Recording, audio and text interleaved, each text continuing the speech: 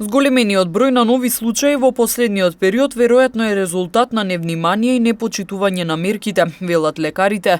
Тие апелираат дека се работи за сериозно заболување кое резултира и со смртен исход. Особено укажуваат на криењето на контакти од страна на граѓаните, кои го оценуваат како ризично однесување. Навистина гледам дека може би е резултат на невнимание на пациенти, на граѓани, али како и да е, видите дека болеста е смртоносна, ова го кажуваме секој пат, дека нема за таа специфична терапија.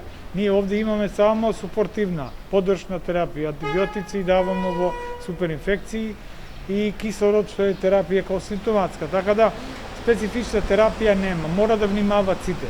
Гледам дека и некои ги кријат кога и се јавуваат овие служби од полиција или од санитарна инспекција, некои не ги пријавуваат сите контакти што биле.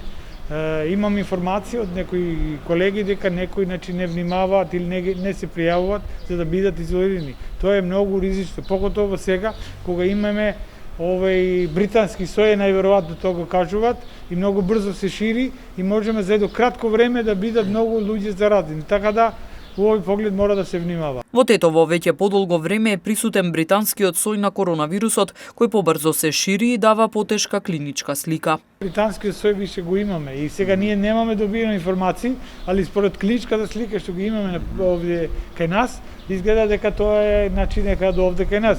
Па вие не заборавајте дека Тетово е град каде што има од сите држави ни идат и има печалбари што доаѓаат и идат, така да све е можно.